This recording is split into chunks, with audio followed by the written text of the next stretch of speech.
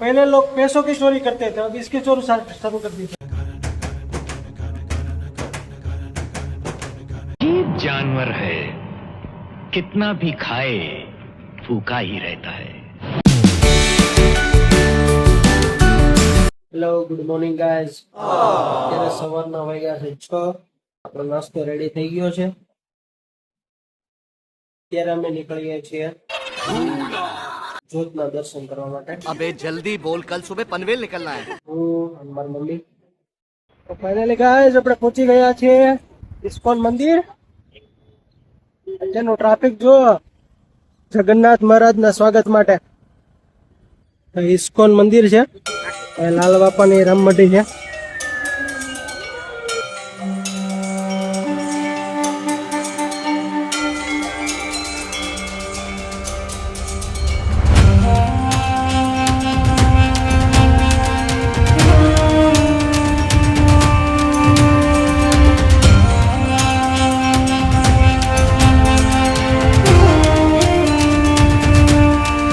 સવા 7 વાગે મંદિરના દ્વાર ખુલવાના છે અને જગન્નાથ મહારાજના દર્શન થવાના છે। ભગવાનના દર્શન કરવામાં હજુ સમય છે, સવા 7 વાગ્યાનો સમય હજી વાર છે। તો આપણે બાજુમાં જ રામમઢી મંદિર છે, ત્યાં આપણે જ્યોતના દર્શન કરી આવીએ। જ્યોતના દર્શન કરવાની એટલી મોટી લાંબી લાઈન છે।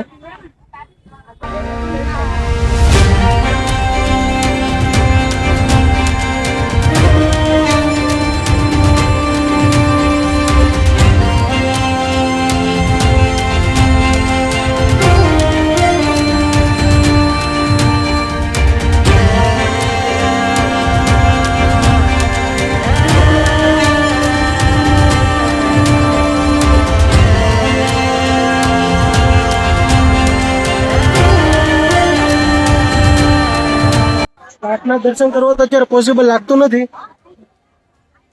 એટલું બધું ટ્રાફિક હે। પણ આજે ટ્રાફિક જ એટલું છે ને, ગાડીની લાઈનો ઉપરથી તમે અંદાજો લગાવી શકો કે કેટલું ટ્રાફિક હશે અહીંયા। કારણ કે આજે અષાઢી બીજ અને સાથે સાથે જગન્નાથ યાત્રા બંને એક સાથે છે। એટલે અહીંયા એક નવી વસ્તુ જાણવા મળી મને। અહીંના રહેવાસીઓ 50 રૂપિયા લઈ પાર્કિંગ કરવાના। पैसा ही पैसा होगा। મેં મારી કાર પાર્કિંગ કરાવી હતી ત્યાં। પાર્કિંગ કરવાની બિલકુલ પણ જગ્યા નથી અહીંયા। આઈ થિંક એટલું મોટા મંદિર છે તો સુવિધા કરવી જોઈએ આ લોકોએ પાર્કિંગ કરવા માટે। મારે મંદિરથી આઈ થિંક 500 મીટર દૂર પાર્કિંગ કરવું પડ્યું હતું ને આ જગ્યા પર પાર્કિંગ કરેલું છે, તમને બતાવું। આપણે ગાડી પાર્ક કરી રહી છે, સામે ગાડી ઉભેલી છે, મારે પાછળથી ગાડી કાઢવી પડશે એવું લાગે છે। નીકળી જાય તો જોઈ લઈએ, બાકી જય સિયારામ। મને એક વસ્તુ નથી સમજાતી કે લોકો રોંગ સાઈડમાં ગાડી હું કામ ચલાવે। એક વ્યક્તિ ખાલી રોંગ સાઈડમાં ગાડી લઈને આવે ને એટલે પાછળથી 3 થી 4 લોકો બીજા લોકો પણ એને જોઈને અનુસરીને એ પણ પાછળ રોંગ સાઈડમાં ગાડી ચલાવે। અત્યારે જે મેઇન રોડ છે એ તો બંધ કરી દીધો છે ઇસ્કોન મંદિર વાળો। હવે પ્રોબ્લેમ એ છે કે હું એને લેવા કઈ રીતે જાઉં ત્યાં, કારણ કે બધા રોડ રસ્તા બંધ કરી દીધા છે, એટલે નીકળવાનો એક પણ રસ્તો નથી દેખાતો મને તો। બાય ચાન્સ જો એક રસ્તો પણ મળી જાય તો કામ થઈ જાય। એક રસ્તો તો મળી ગયો છે, હવે મમ્મીને અને બીજા એમની જોડે જે આવ્યા છે એમને લેતા જઈએ। ફાઇનલી ભાઈ આપણે ઘરે પહોંચી ગયા છે, પણ આપણે લાઈટ બંધ કરવાનું ભૂલી ગયા છે ગાડીની। આ જો ગજુડીને કોણે બાંધી દીધો, માં કાળો ને કોણે બાંધી દીધો, એમાં દીકાને કોણે બાંધી દીધો, કાળો ને ન્યા બાંધો। હા માં દીકો કોણ હેરાન કરે, માં ગજુડીને કોણ હેરાન કરે, પૂછડી તો પટપટ પટપટ સાયકલી નો કોણ હેરાન કરે કાળો ને, એ કાળો હેરાન કરે માં દીકલા ને, હેરાન કરે છે। કદે રાધે કદે રાધે રાધે રાધે રાધે કદે, અરે વાહ,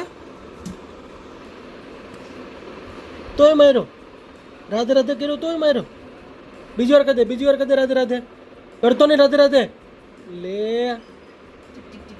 ઝીંકા ચીકા ઝીંકા ચીકા ઝીંકા ચીકા ઝીકાંકા. કેટલો 8 મહિનામાં તારે કેટલો વજન વધ્યો? કેટલા? 8 કિલો. મતલબ દર મહિને 1 કિલો. મને અત્યારે ભૂખ લાગી છે તો હું ભાઉને પૂછું છું કે ભાઈ ટોસ્ટ ખાવા જવું છે એમ. ઈ કે છે ક્યાં જવું છે? મેં કીધું વડાપાવ વાળાને ત્યાં. ઈ કે ડી માં કે કેબી માં? ડી માં કે કેબી માં એટલે? હા હા, દિવ્યા કે બ્રેવેર માં. ઓકે, બ્રેવેર માં જશું, બજેટ વિખાઈ જશે. No. જલ્દી રિપ્લાય ન આપે, હું વિચારતી છે કબજાતી નથી. 5 વાગી ગયા છે, ઓફિસ થી આપણે નીકળી ગયા. કિશનભાઈ ના ઘર બને છે ત્યાં જવાનું છે. पूरा जो कॉपर का पाइप होता है ना, ये वाला कॉपर का पाइप होता है ना, यही निकाल लिया सालों ने. पहले लोग पैसों की चोरी करते थे, अब इसकी चोरी शुरू कर दी सबने, है ना. बहुत ही घटिया लोग. कि इसका इसी का जो पाइप है ना का वो उसका कामकाज हो चुका है. उसी को पता होगा ना, और किसी को पता होगा. सही है?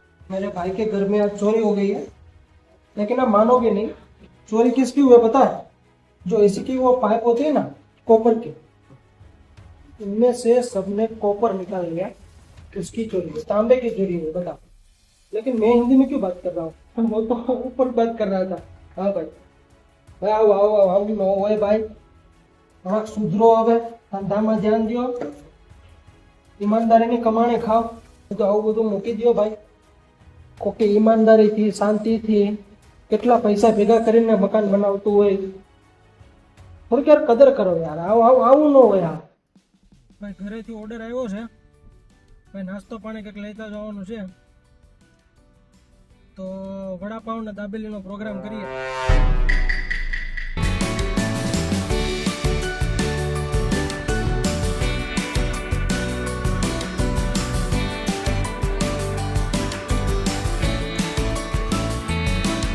હાલો ભાઈ નાસ્તો કરવો, હાલો.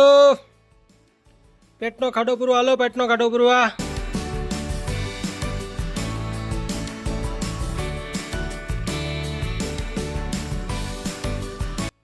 અત્યારે કેટલી દવા પીવાની છે તારે? 2 આના એક એવી દવા છે અડધી કરવી બહુ એટલે બહુ મુશ્કેલ છે. ફટાફટ લેવજમાંથી કે આકાશી લઈ જાય હું.